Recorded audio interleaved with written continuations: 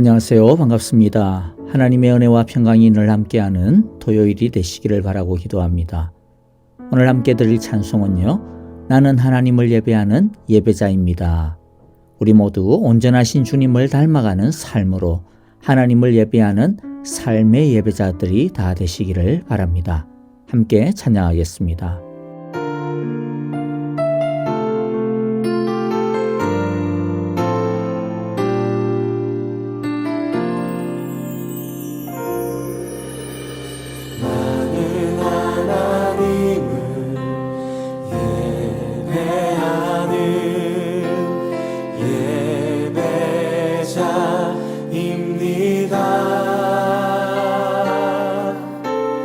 내가 서 있는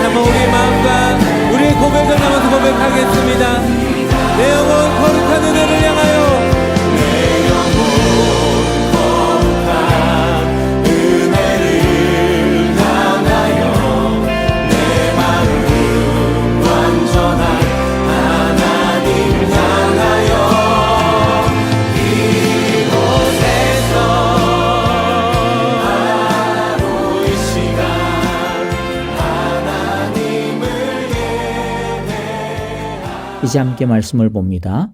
오늘은 마태복음 5장 38절부터 48절을 읽도록 하겠습니다. 38절 제가 먼저 읽습니다.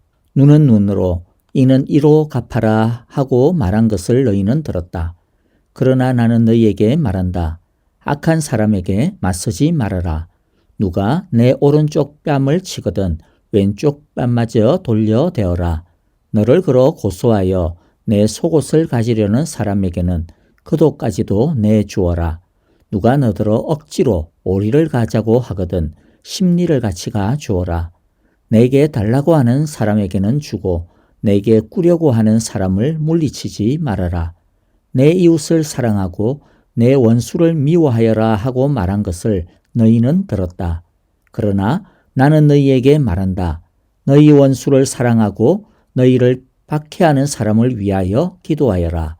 그래야만 너희가 하늘에 계신 너희 아버지의 자녀가 될 것이다.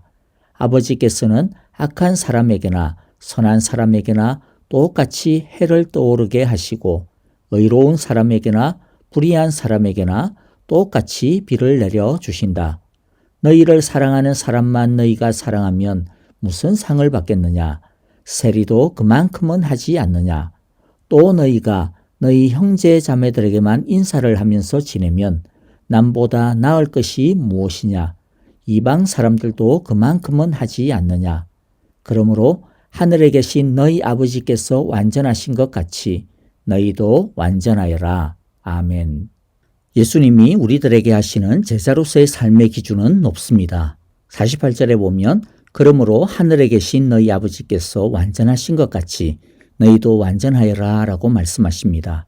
물론 우리가 이 세상에서 하나님처럼 완전할 수는 없습니다. 이 말씀은 우리가 누구를 닮아야 하는지 그 표준과 모델, 기준을 보여주고 계신 것입니다. 우리는 이 세상에서 어떤 위인을 모델로 삼지 않습니다. 우리가 질문하고 연구해야 하는 것은 하나님은 어떻게 하셨나? 하나님이라면 어떻게 하실까? 하나님은 무엇이라고 말씀하시는가? 입니다. 그리고 하나님의 말씀대로 뜻대로 완전히 살아 보여주신 분이 바로 예수님입니다. 그래서 우리는 예수님을 배우고 본받는 것입니다.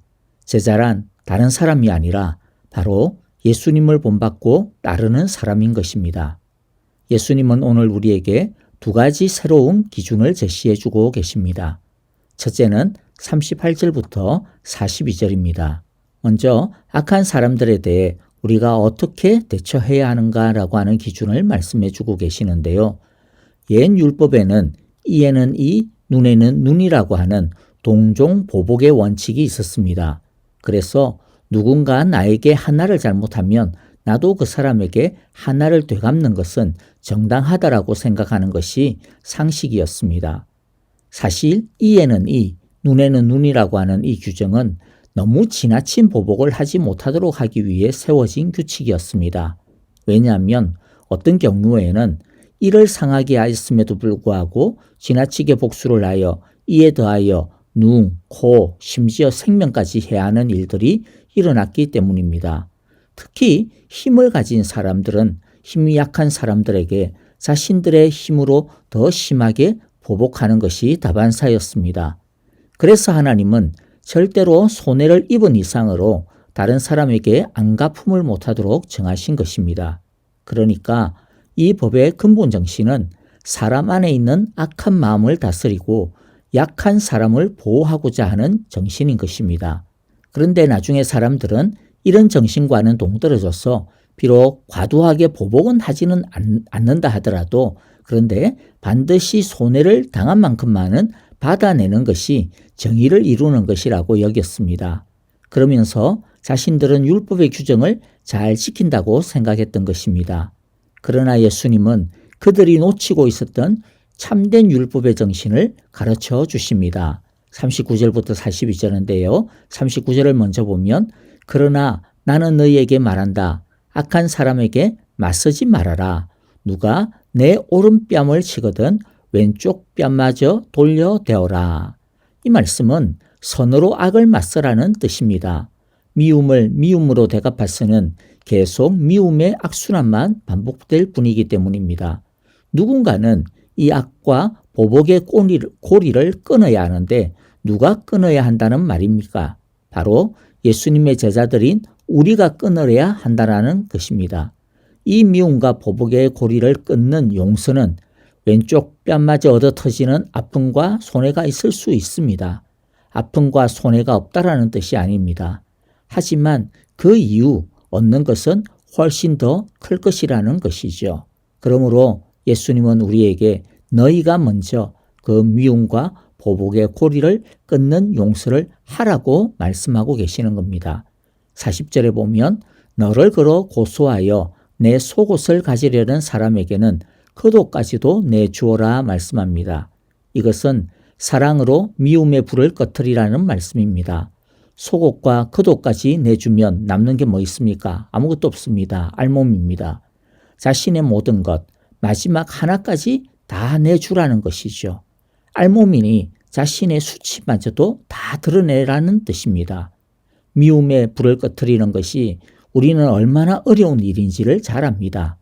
예를 들어 우리들 보면 몇 번 화해를 시도해 보다가 계속 상대방이 받아주지 않기 때문에 나중에 오히려 더 상처를 받고 그래서 오히려 더 화가 더 쌓이고 잘해보려고 했는데 더 나빠지고 이러한 것들 아마 여러 번 경험이 있거나 또 보기도 했을 것입니다. 화해하고 미움의 불을 꺼트리는 것은요. 겉옷까지 내주는 사람이어야 한다라는 것입니다.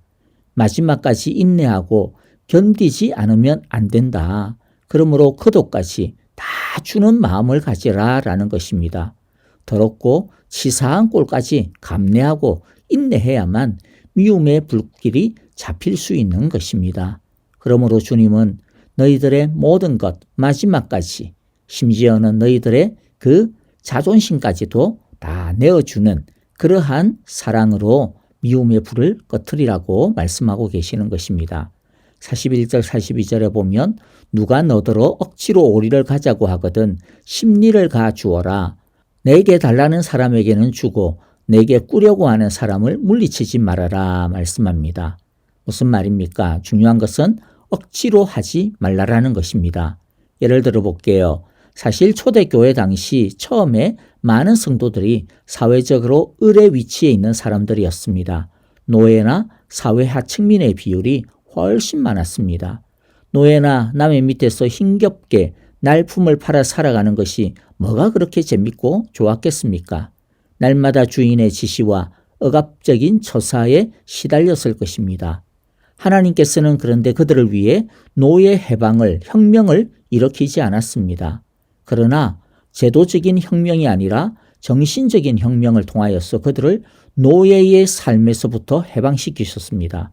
여전히 그들은 사회적으로는 노예였지만은 그러나 더 이상 노예가 아니라 노예이면서도 노예 정신이 아닌 자유민의 태도를 가지고 주인의 마음가짐을 가지고 살아갈 수 있도록 하나님께서는 이들에게 새로운 삶의 자세를 가르쳐 주셨습니다.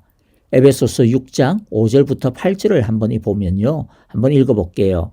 종으로 있는 이 여러분, 두려움과 떨림과 성실한 마음으로 육신의 주인에게 순종하십시오.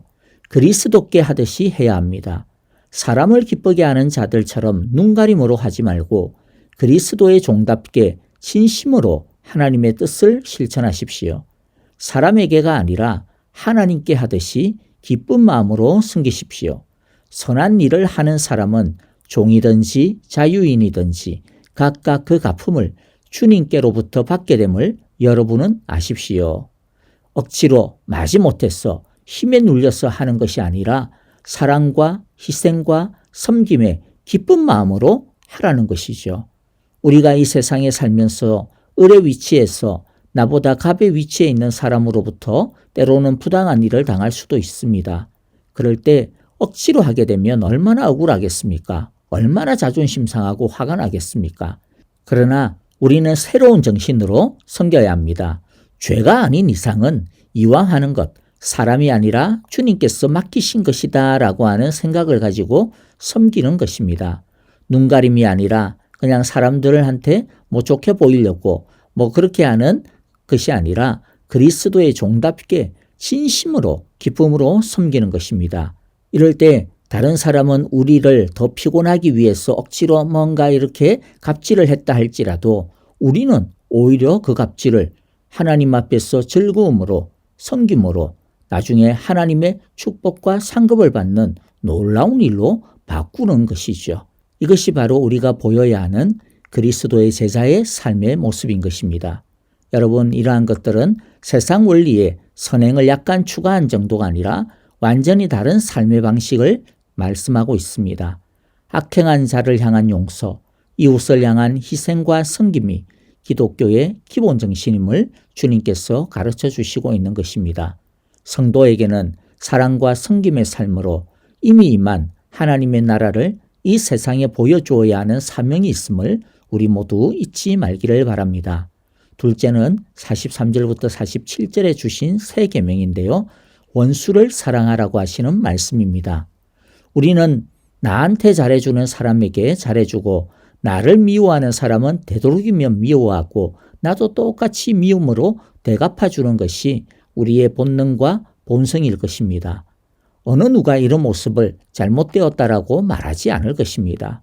왜냐하면 대부분의 사람이 그것을 합리적이다라고 생각하기 때문입니다. 그러나 예수님은 우리의 본성과 합리성을 뛰어넘는 파격을 말씀해 주고 계십니다. 그것은 예수님의 제자는 원수까지도 사랑하는 것이 마땅하다라고 하는 것입니다. 44절에 보니까 그러나 나는 너희에게 말한다. 너희 원수를 사랑하고 너희를 핍박하는 사람을 위하여 기도하여라. 왜 이렇게까지 해야 합니까? 그 이유가 45절인데요. 45절 읽어보면 그래야만 너희가 하늘에 계신 너희 아버지의 자녀가 될 것이다. 아버지께서는 악한 사람에게나 선한 사람에게나 똑같이 해를 떠오르게 하시고 의로운 사람에게나 불의한 사람에게나 똑같이 비를 내려주신다. 무슨 말입니까? 하나님의 자녀이기 때문에 당연히 그렇게 하는 것이 마땅하다라는 것입니다. 왜냐하면 자녀는 아버지를 닮을 테니까요. 그러니까 바꾸어서 말하면 우리가 원수까지도 사랑하지 못한다면 하나님 아버지의 자녀 노릇을 제대로 하고 있지 못하다라고 하는 뜻이 될 것입니다. 그러면 하나님 아버지가 어떻게 하고 계십니까? 하나님은 악한 사람에게나 선한 사람에게나 똑같이 해와 비를 주십니다. 그런데 악한 사람까지도 사랑해야 한다고 해서 하나님이 악한 것도 괜찮다 이렇게 말씀하시는 것은 아닙니다. 악한 것은 악한 것이고 불의한 것에 대해서는 불의하다고 하십니다. 하지만 그 악하고 불의한 자들에게도 여전히 하나님의 사랑의 기회를 주고 계시는 것입니다. 우리는 악하고 불의한 것을 절대로 인정하거나 따라서는 안 됩니다. 하지만 동시에 악하고 불의한 사람들을 긍휼히 여겨야 합니다. 차별하거나 배타적으로 배격해서는 안 됩니다. 예수님께서 이 땅에 오신 이유가 바로 악한 우리를 구원하시기 위함이었음을 우리도 원래 하나님 앞에서 악한 자들이었다가 구원받았음을 기억해야 합니다. 우리는 그래서 도리어 악한 자들이 자신의 죄를 깨닫고 하나님께로 돌아오기를 위해서 기도해야 하는 사명이 있는 자들임을 절대로 잊지 말아야 할 것입니다. 이제 찬양과 더불어 기도하겠습니다. 오늘 말씀 속에서 감사할 것 감사하고 회개할 것 회개하며 결단할 것 결단하고 헌신할 것은 헌신하는 기도를 드립시다. 또 아프신 분들과 중보의 기도가 필요하신 여러 형제자매들을 위하여 기도합시다. 특별히 박윤경 전도사님, 정계자 전도사님, 이두상 집사님과 김윤호 아기를 위해서 기도해 주시고요. 여러분, 우리 모두 하나님의 자녀답게 살아가시기를 바라고 축복합니다. 내일 주일입니다. 우리 함께 내일 주일 예배에서 은혜 가운데 만나 뵙겠습니다. 안녕히 계십시오. 감사합니다.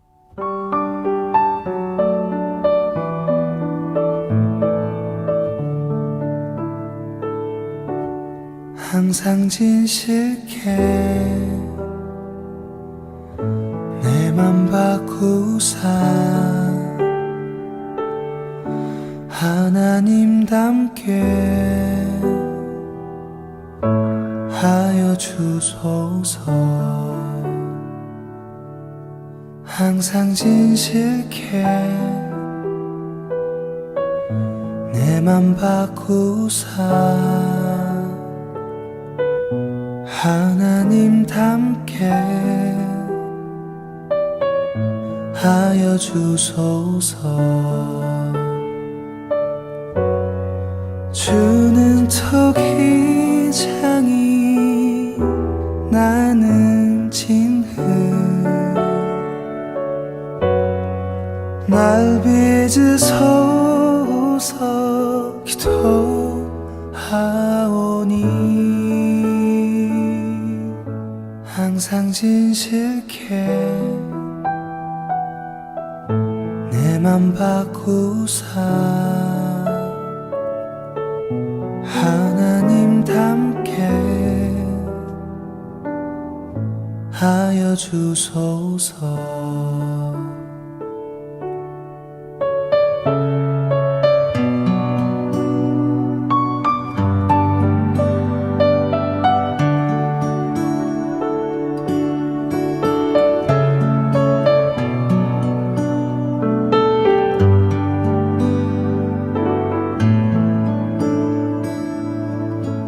항상 진실케 내 맘 바꾸사 하나님 닮게 하여 주소서. 항상 진실케 내 맘 바꾸사 하나님 닮게 하여 주소서. 주는 토기장이 나는 진흙, 날 빚으소서.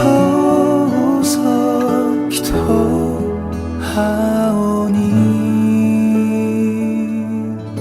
항상 진실케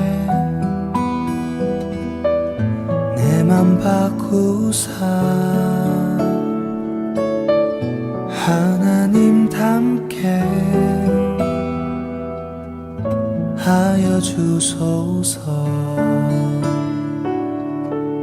하나님 닮게 하여 주소서.